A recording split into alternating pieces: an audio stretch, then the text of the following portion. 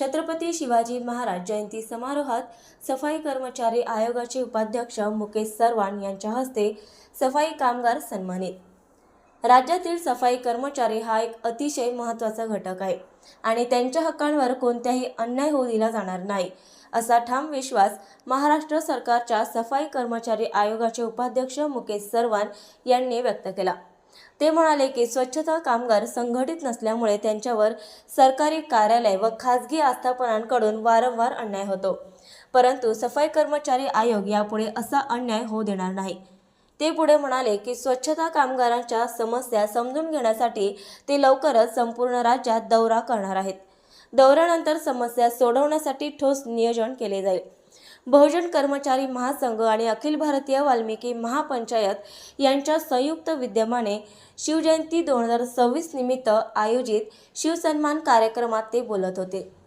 या कार्यक्रमात वाल्मिकी समाजातील नवनिर्वाचित नगरसेवक आणि उत्कृष्ट स्वच्छता कर्मचाऱ्यांचा सन्मान करण्यात आला।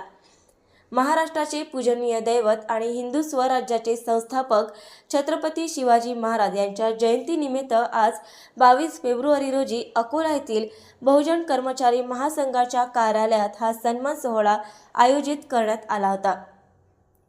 कार्यक्रमाचे अध्यक्ष मूर्तिजापूरचे नगरसेवक सिकंदर मर्दाने होते। राज्यमंत्री पदाचे पद असलेले महाराष्ट्र सरकारच्या सफाई कर्मचारी आयोगाचे उपाध्यक्ष मुकेश सरवान या प्रसंगी विशेष पाहुणे म्हणून उपस्थित होते। या कार्यक्रमात जळगाव महानगरपालिकेचे माजी महापौर भैयासाहेब शिवचरण धादोरे, अकोला जिल्ह्यातील नवनिर्वाचित नगरसेवक आणि विविध ठिकाणांवरील स्वच्छता कर्मचाऱ्यांचा शिवसन्मान करण्यात आला।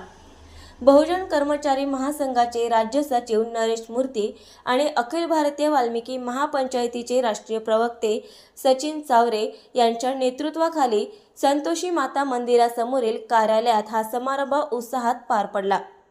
या प्रसंगी अकोटच्या नगरसेविका शिवश्री सीताताई कैलास मर्दाने, मूर्तिजापूर नगर परिषदेचे नगरसेवक लखन मिलांडे, महाराष्ट्र प्रदेशाध्यक्ष मदन चौरे, वर्धा नगर परिषदेचे नगरसेवक डॉक्टर सुनील चौरे, पुलगावचे गणेश एडवान, अण्णाभाऊ साठे, स्मारक समितीचे अध्यक्ष सुरेश जाधव, बंटी धामणे, अर्जुन सरवन, करण सरवन, संजय साळवेकर आणि इतर अनेक मान्यवर उपस्थित होते।